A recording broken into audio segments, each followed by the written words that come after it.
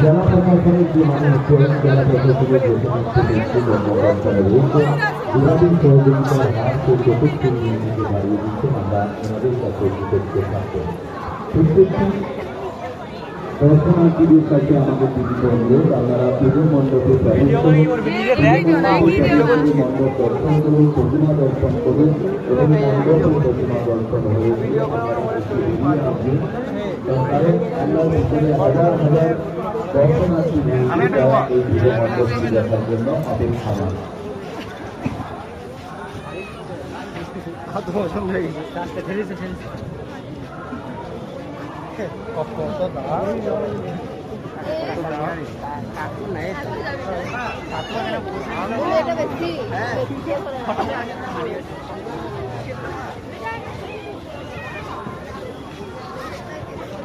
Line ভঙ্গ করছি।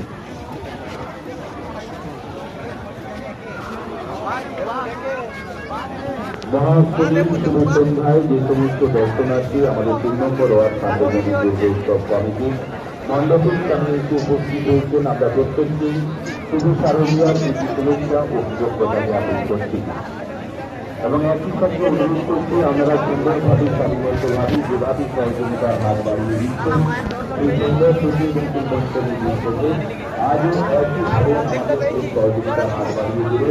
সুন্দরভাবে